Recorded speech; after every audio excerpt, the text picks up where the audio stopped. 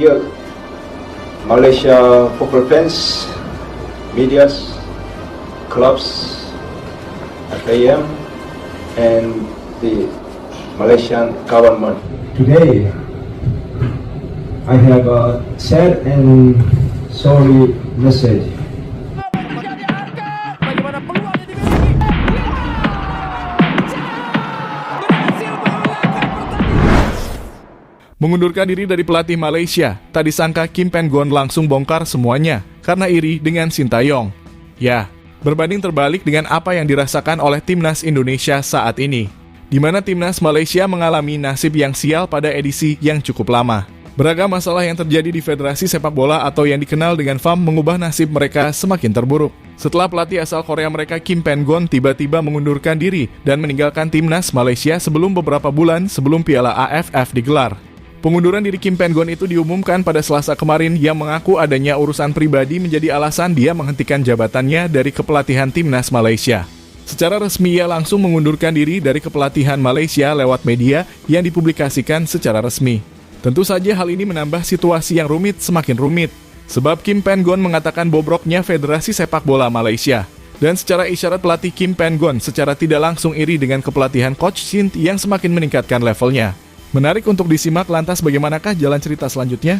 Simak terus ya berita selengkapnya.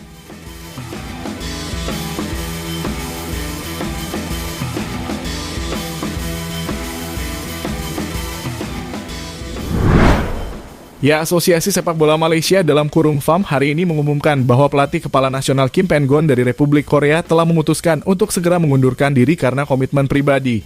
Tulis Federasi Sepak Bola Malaysia FAM di situs resminya. Yaitulah sebuah artikel yang dituliskan oleh situs resmi FAM yang secara resmi mengumumkan bahwa pelatih asal Korea Kim Pen-gon telah tidak lagi melatih tim nasional Harimau Malaya. Di mana Kim yang ditunjuk untuk menangani Harimau Malaya tepat pada 2 tahun setelah Sintayong ditunjuk untuk melatih timnas Indonesia. Kim sebenarnya memiliki prestasi yang cukup lumayan di dalam kepemimpinannya, di mana pada saat itu terdapat krisis yang menimpa di Federasi Sepak Bola Malaysia, di mana pada awal kepemimpinannya Kim menunjukkan sebuah prestasi yang dibilang positif kalau ia memenangi beberapa laga persahabatan sebelum kualifikasi Piala Asia 2023 kemarin.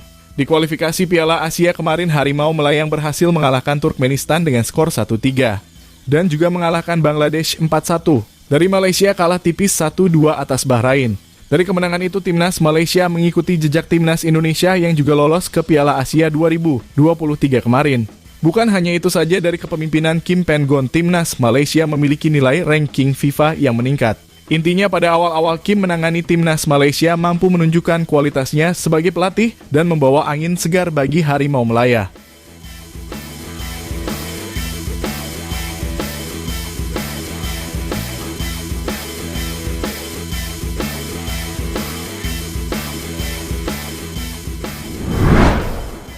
Ya, pada tahun 2024 adalah tahun di mana Harimau Malaya terlihat semakin terpuruk dalam membangun sepak bola mereka. Hal itu dimulai dari Piala Asia U23 hingga Piala Asia Senior yang keduanya mereka terbilang gagal dan gagal total. Hal yang paling tersorot ketika Timnas Malaysia U23 dicap sebagai tim yang paling terpuruk yang ikut serta di kompetisi Piala Asia kemarin karena tidak pernah menang dan hanya bisa mencetak 1 gol dengan kebobolan 6 gol. Hal ini lantas berbanding terbalik dengan apa yang dirasakan oleh Timnas Indonesia. Prestasi Timnas Malaysia benar-benar terpuruk hingga akhirnya pelatih asal Korea 55 tahun Kim Pen-gon harus mengundurkan diri dari jabatannya sebagai pelatih Timnas Malaysia. Dear Malaysia football fans, medias, clubs, FAM, and the Malaysian government. Today, I have a sad and sorry message to share with everyone. Ya, pengunduran diri Kim Pen-gon sendiri yang lantas mengutarakan permintaan maafnya kepada semua pecinta sepak bola Malaysia. Karena keputusan Kim Pen-gon dirasa begitu cepat dan mendadak. Akan tetapi perlu kalian tahu, seperti yang dikutip dari media asal Korea Sports Chosun, Kim Pen-gon seolah membeberkan segala hal apa yang terjadi sehingga ia mengundurkan diri begitu cepat. Karena tidak tahu sendiri kan di mana proyek Malaysia ini dibilang buruk jika dinilai dari segala sisi.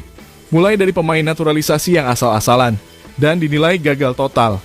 Kekerasan yang menimpa pemain Harimau Malaya, dan segala aspek buruknya ada di federasi tersebut. sehingga Kim Sintayong bersama timnas Indonesia yang terus meroket. Menurutnya Sintayong sangat beruntung telah berada di negara yang tepat, serta negara yang memberikan dukungan yang sangat luar biasa tingginya kepada sepak bola, mulai dari federasinya, pemerintah maupun fans timnas Indonesia sendiri. Di mana hal yang terlihat sangat berkesan adalah pada saat PSSI mampu memberikan apa yang diinginkan oleh Coach Shin yaitu dengan mendatangkan para pemain keturunan. Dan hal ini dirasa mampu meningkatkan level permainan dari timnas Indonesia sendiri. Sehingga kita tahu kan timnas Indonesia secara tidak langsung bukanlah level AFF atau ASEAN.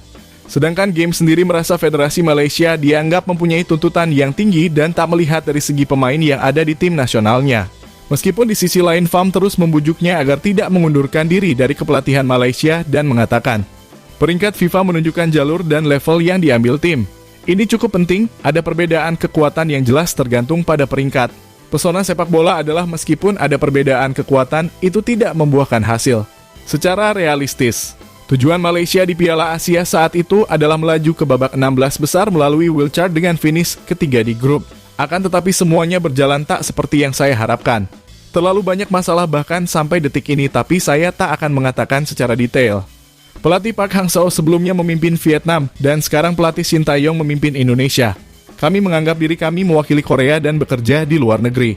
Kami selalu berhati-hati. Kami harus melakukan yang terbaik dari semuanya. Sintayong harus diakui sedikit lebih beruntung, ucap Kim Pen-gon seperti yang dikutip dari Sports Chosun. Di sisi lain, seperti apa yang kita bicarakan tadi, bahwa FAM Federasi Sepak Bola Malaysia tetap menuntut bahwa Kim harus tetap melatih timnas Malaysia meskipun harus membujuknya dengan segala cara. Untuk diketahui semua, Pen-gon setelah bertemu dengan manajemen FAM untuk menyampaikan keinginannya memperpendek durasi kontraknya disusul dengan beberapa pertemuan lagi. Setelah itu kami mencoba membujuknya untuk mempertimbangkan kembali keinginannya. Namun pada akhirnya manajemen dan komite eksekutif FAM menghormati dan sepakat untuk melepas Pen-gon dengan persetujuan bersama, meski ia masih memiliki kontrak dengan FAM 3 Desember 2025.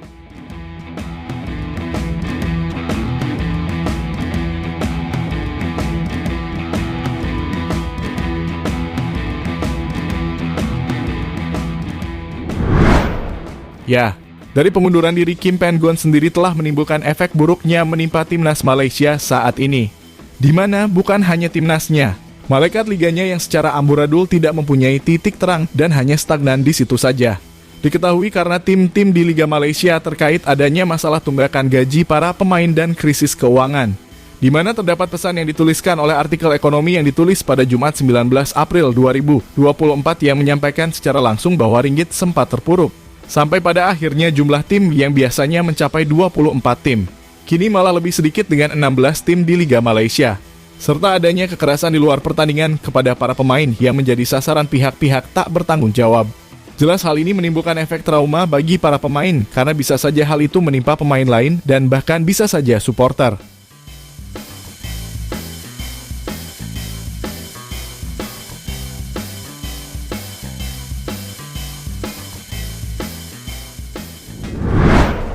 Ya, jadi itulah tadi bagaimana Kim Pen-gon yang mengundurkan diri dari pelatih Malaysia dan tadi sangka langsung bongkar semuanya, anggap Sintayong beruntung menjadi pelatih Indonesia.